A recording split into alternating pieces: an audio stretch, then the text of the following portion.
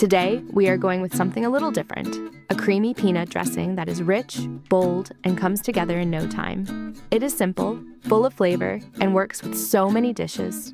You can find the full recipe with exact measurements in the description below. Into a bowl, add 1/4 cup of peanut butter to create that rich, creamy base. Then pour in 2 tablespoons of lime juice and 1 tablespoon of soy sauce for a balance of tang and savory depth. Next, add 1 tablespoon of honey to bring in a touch of sweetness. Then sprinkle in 1/2 teaspoon of garlic powder for that subtle, savory note.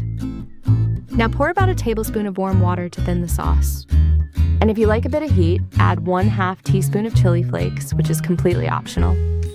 Start whisking everything together until it forms a thick, creamy mixture. At this point, I'm adding some more water as I feel the sauce is too thick. If you're enjoying this, take a second to like the video and share it with someone who would love this kind of flavor. And for more recipes like this, subscribe to SpiceRally and tap the bell icon so you don't miss what's coming next. And your creamy peanut dressing is ready, smooth, rich, and full of flavor.